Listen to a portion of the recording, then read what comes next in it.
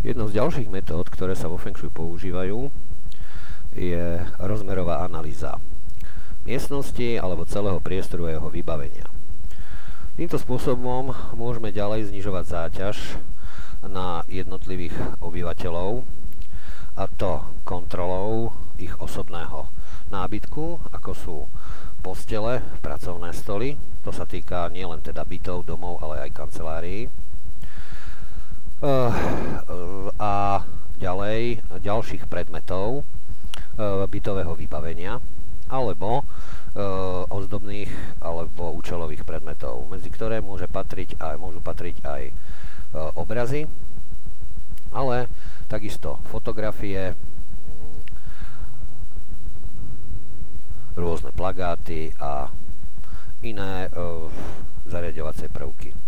Čo sa týka fotografií, povedali sme si, že nesmú byť umiestňované v neošetrených priestoroch, ako je konflikty, katastrofa a smrť, ani v kombinovaných priestoroch, či už centrálnej alebo pozície, čiže celého priestoru, alebo individuálne pozície izby, kde sa vlastne prekryžujú dva negatívne sektory.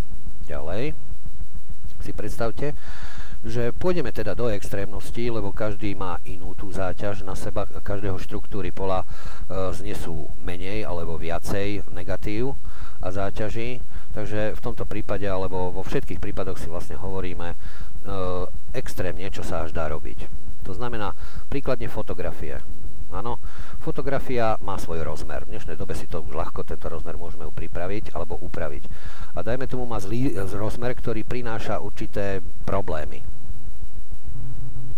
Napríklad prebehneme, áno, a prinesie nejaký nezdar týkajúci sa rodiny alebo kariéry. Zároveň je zarámovaný tento obraz a zase nejakým nevhodným rozmerom, kde vlastne potvrdíme to, čo sa má vlastne udiať. Feng Shui systémy sú vzájomne na seba napojené a sú vzájomne prepojené a my vlastne rozmermi môžeme povedať úplne celé vety, čo sa má diať. Áno, pokiaľ je ešte na tom obraze alebo obrázku alebo fotografii aj skupina ľudí alebo konkrétny človek, je umiestnený v sektore, ktorý je neošetrený, tak vlastne hovoríme presne, čo sa mu má udiať a to dané, čo sa mu má udiať, sa buď teda stane, alebo sa udiať len, alebo stať môže, lebo všetko musí na niekoho musí určitú dobu pôsobiť. Musí sa stabilizovať. Áno? A niekto má silnejšie štruktúry, tak to pôsobí na neho menej, alebo podstatne dlhšiu dobu je treba, aby takáto negatívna tendencia na neho pôsobila. A niekto má slabšie štruktúry, je náchylnejší na rôzne ochorenia a môže táto tendencia veľmi rýchle na ňo pôsobiť dosť negatívne. Čiže aj kde máme umiestnené fotografie je veľmi dôležité, ale aj rozmery týchto predmetov, ktoré sú v priestore, sú tiež dôležité. Na konci dňa môžete zistiť, že predmet, ktorý sa neustále používa, vyžaruje energiu, ktorá ovplyvňuje spiaceho a ten môže mať problémy pri spaní. To by som vás odkázal na čas, kde sme hovorili o predmetovej analýze priestoru, kde program vykazuje všetky predmety a vy ich postupne teda môžete ako pomaličky opatrne odstraňovať a zisťovať, ktorý predmet to mohol spôsobiť a teda kto ten predmet do bytu priniesol alebo akým spôsobom sa k vám dostal. Čiže neskôr si môžete kontrolovať rôzne rozmery, jak nábytku, tak skríň, stoličiek, stolov, ja neviem, koberčekov, proste čokoľvek tu vidíte v tom priestore sa nachádza, rôznych Feng Shui doplnkov a tak ďalej. Povieme si ale teraz, že ako robíme tú rozmerovú analýzu. Rozmerová analýza sa delí na dva typy. To znamená, prvý typ alebo spôsob, čo ňou riešime, sú steny miestnosti. Áno?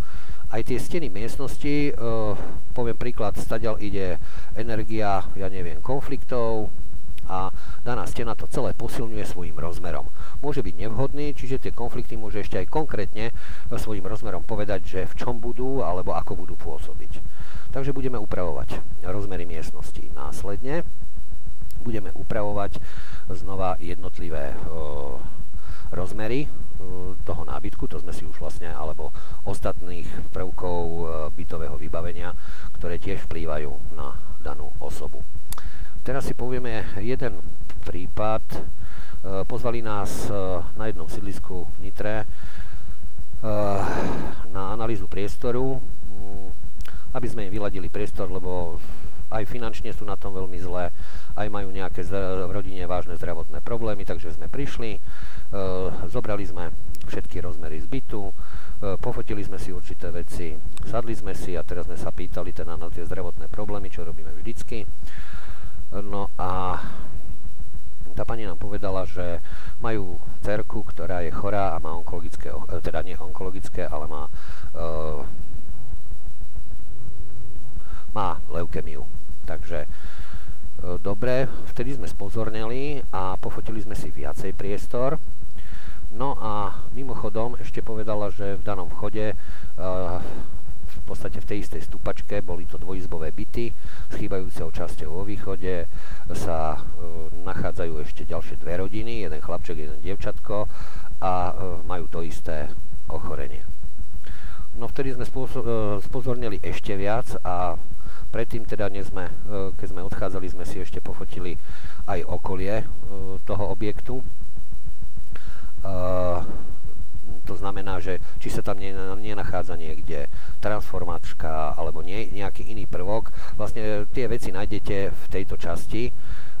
To je vlastne zdravotný stav objektu alebo história objektu. Tam vás to bude navigovať, že na čo všetko si máte dať pozor. No a zároveň sme sa ešte popýtali, či náhodou v objekte nebýva nejaký liečiteľ alebo liečiteľka. To už len z toho dôvodu, mali sme niekoľko skúseností s tým, možno si to aj presne povieme. V podstate takýto človek s danou činnosťou v poriadku, že býva vo vašom vchode, ale nech tam neprevádza svoju prax, nech si ju prevádza niekde inde, lebo aj nemocnica je mimo obytných zón a chodia tam rôzni chorí ľudia, ktorí môžu poškodzovať energetiku celého toho vchodu. V tomto prípade tam nebýval nikto taký, takže sme išli analyzovať celý priestor.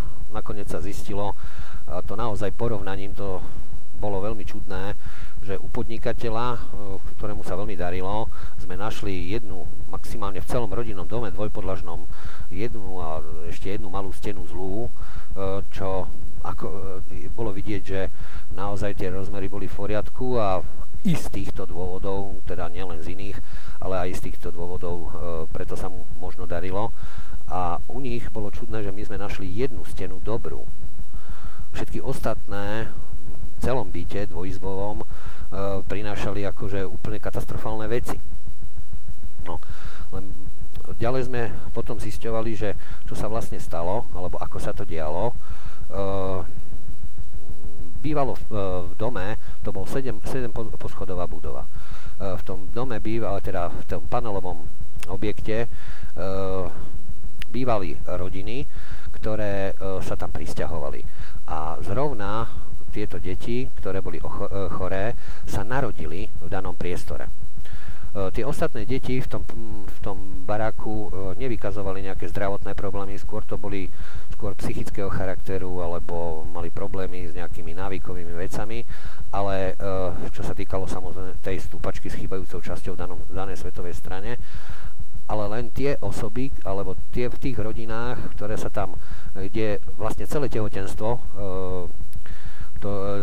tam boli tie matky, tak sa to prejavilo týmto ochorením. Tie ostatné rodiny sa tam prisťahovali už s deťmi, ktoré mali určitý vek, prekonali teda určitý vek a prišli z iných podmienok, z iných bytov a z iných domov.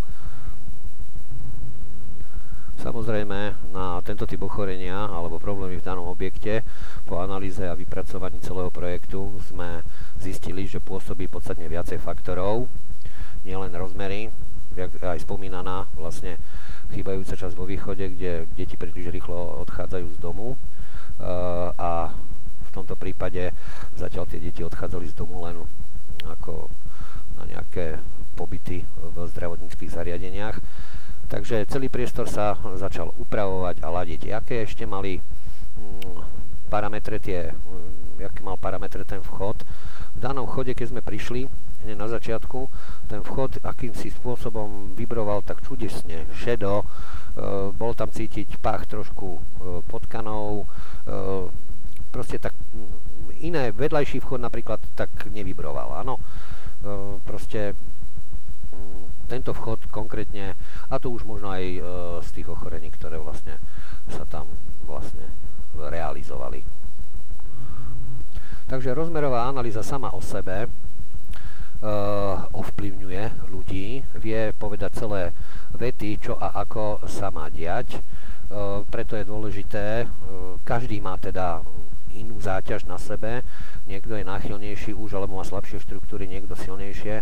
Preto o tom hovoríme a preto je možno treba zobrať do úvahy aj túto metódu a pozrieť sa na ňu v svojom priestore, či sa vám náhodou nenájdete nejaký predmet alebo dôvod, prečo to či ono sa deje.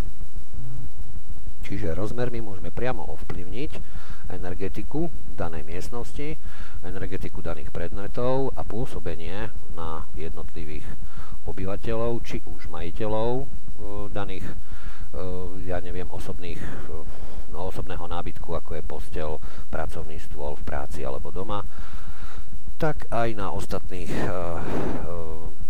obyvateľov celého priestoru. A týmto vlastne znižujeme záťaž jak individuálnu, tak všeobecnú a zvyšujeme, pri vylepšení rozmerov, zvyšujeme predpoklady na to, aby sa diali veci, ktoré nám budú príjemnejšie a nie ktoré by nám mohli robiť problémy.